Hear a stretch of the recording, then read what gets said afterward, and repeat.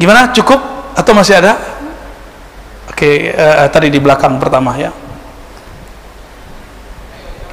Ada yang sesuai tema nggak? Sesuai tema Malhamah Al-Kubra. Jangan bahas bank lagi, saya nggak mau tanggapin lagi. Ya. Bismillahirrahmanirrahim. Assalamualaikum warahmatullahi wabarakatuh. Pak Ardin bukan? Ya, Ustaz. Bercadar Pak. Ya. Zaman now. Ya, ya. Pak Ustaz, pertanyaannya terkait langsung dengan Malhamah Al-Kubra tadi. Iya, bagus. Karena tadi disampaikan bagaimana pemahaman tentang adanya siap berbeda. Pemahaman siap berbeda ini itu sekarang itu apakah menjadi siap berseberangan? Kemudian kalau siap berseberangan, padahal kita berharap Islam itu satu. Oke. Ya. Jadi sistem politik nih Pak Ustadz. Ya. Kalau sistem politik Islam ini terpecah belah, itulah yang diharapkan oleh musuh-musuh Islam. Tetapi karena memang Islam itu baik karena adanya perbedaan, itu diartikan menjadi berseberangan, dan itulah asal muasal selalu menjadi perpecahan dan tidak akan pernah terjadi Islam yang satu. Baik. Bagaimana ini Ustaz? Assalamualaikum warahmatullahi wabarakatuh. Assalamualaikum.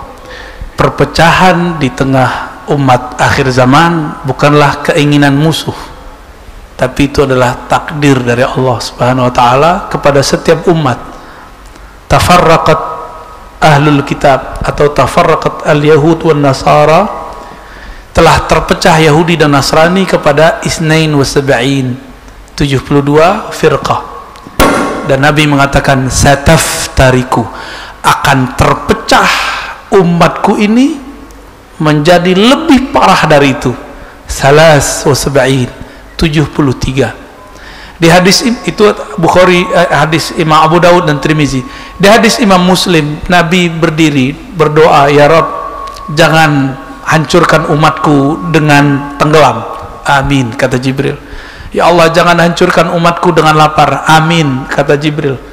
Tapi ketika yang ketiga, Allahumma la tahlik, la taj'al ummati yahlik ba'duhum ba'da, jangan jadikan umatku saling merusak, membunuh satu sama lain.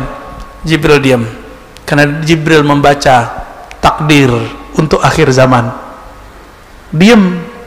Nabi mengerti, tapi Nabi tidak diizinkan untuk meminta. Maka Nabi semenjak saat itu tidak pernah lagi berdoa, ya Allah satukan umat. Disitulah Nabi sedih. Sebelum meninggal beliau mengatakan ummati. Itu maksudnya Pak. Ketika Nabi mau wafat, Nabi bukan baca kalimat la ilaha illallah, di dalam dirinya sudah la ilaha illallah.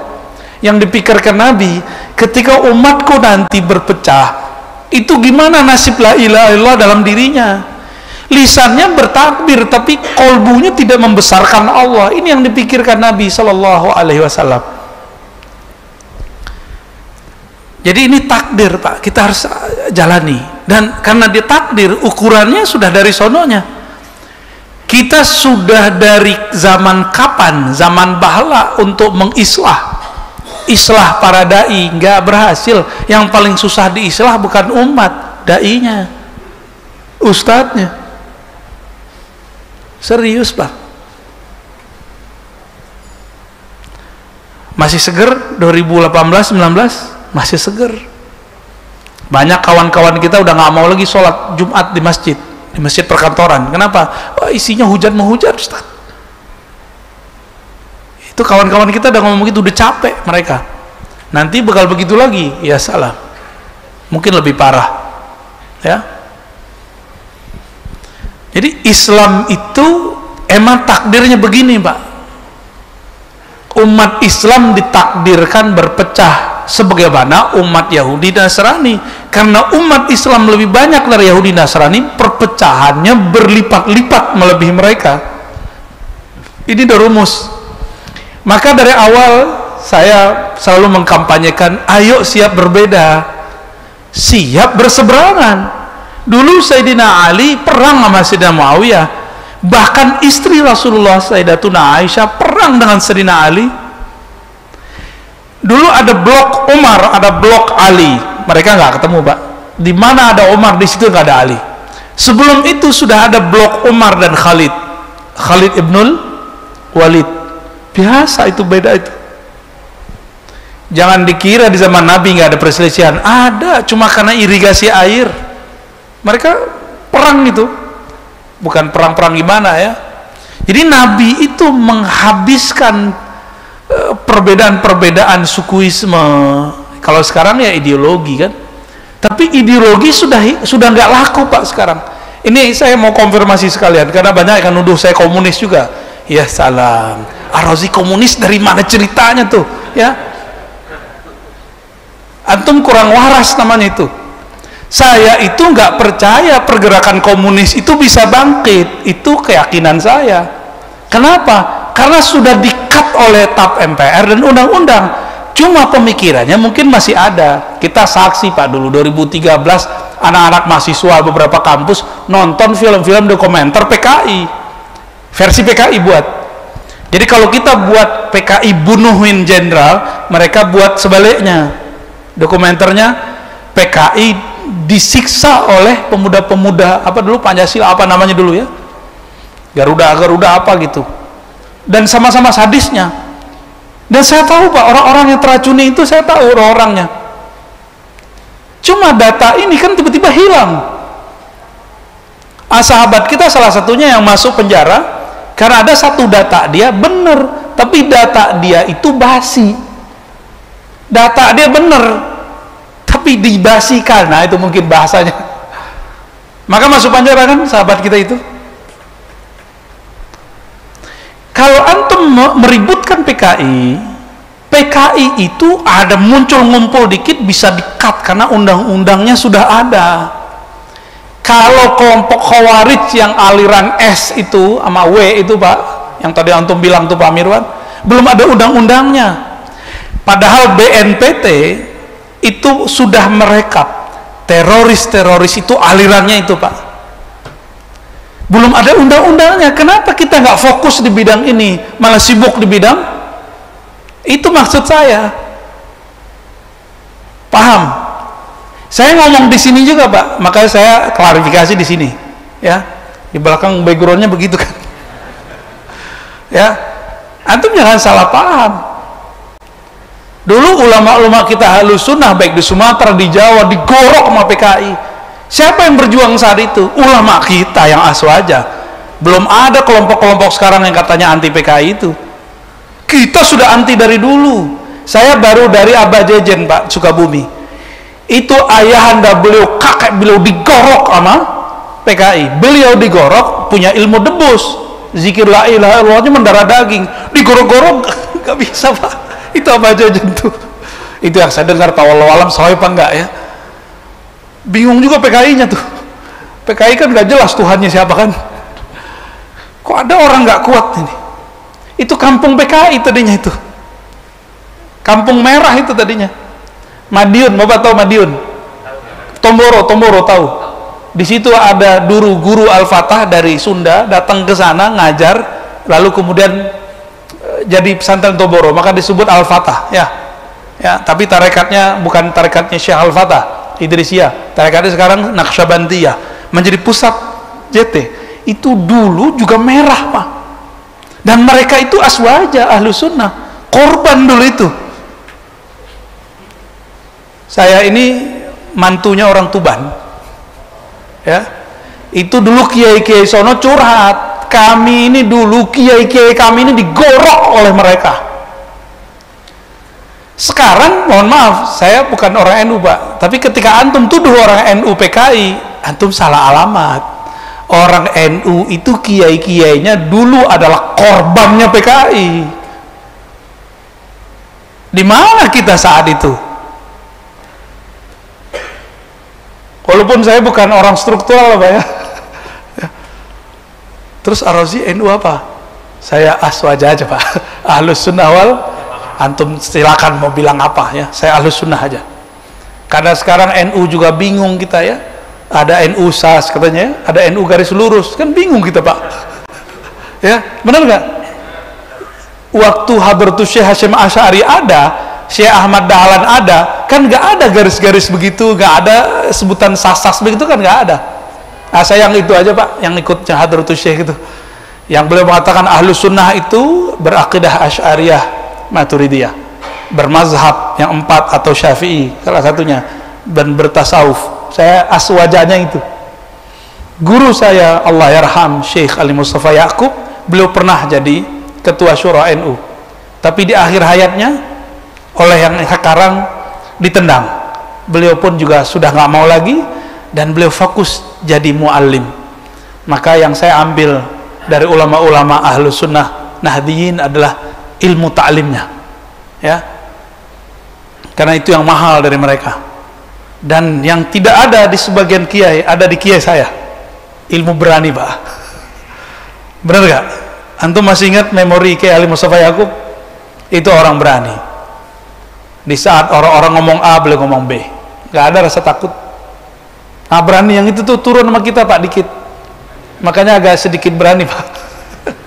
Alhamdulillah ya.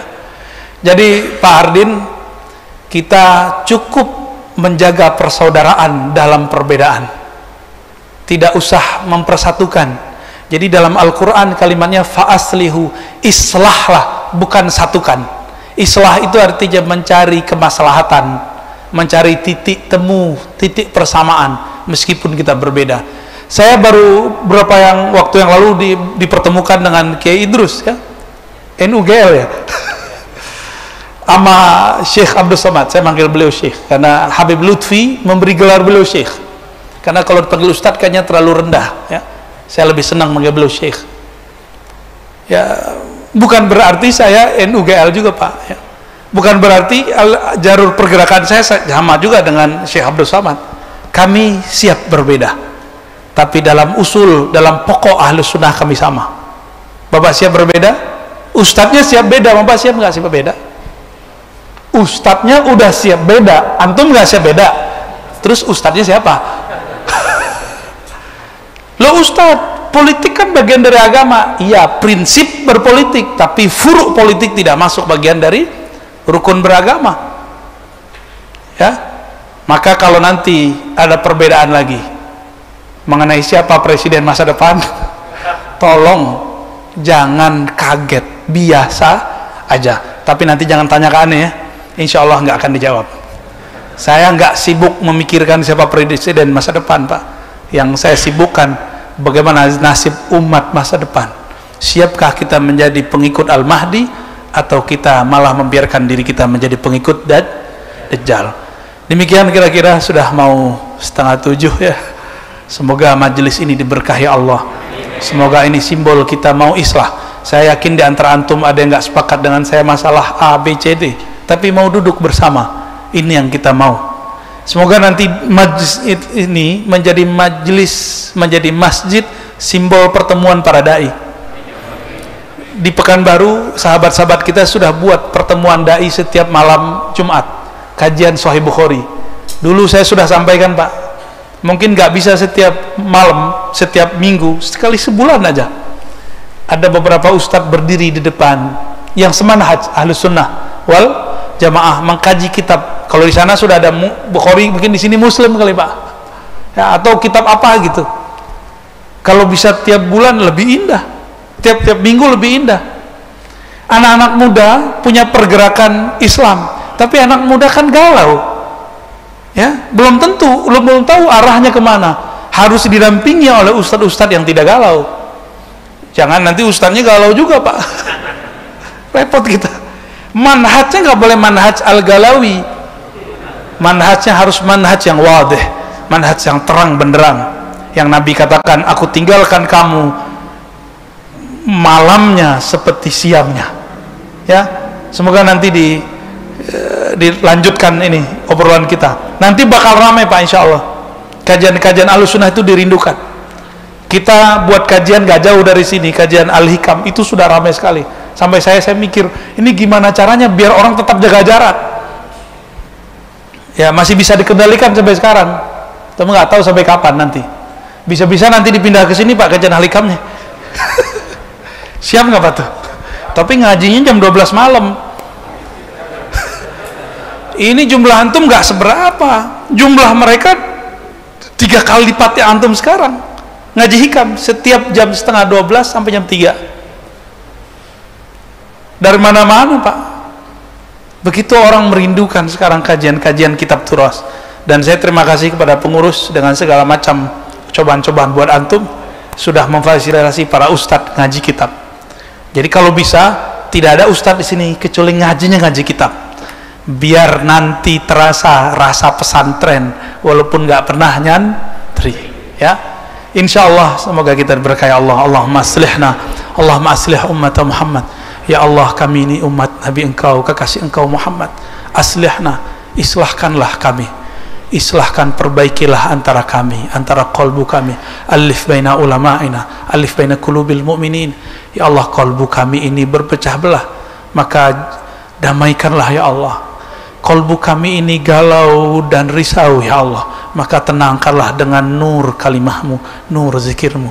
Ya Allah, kami ingin menjadi kekasihmu. Faja'alna min awliyaik, maka angkatlah kami, jadikanlah kami orang-orang yang termasuk wali-walimu, kekasih-kekasihmu.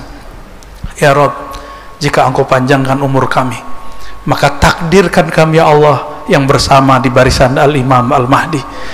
Jika tidak ya Allah, maka jangan Engkau panjangkan hidup kami, jadikan kami mati syahid dalam perjuangan.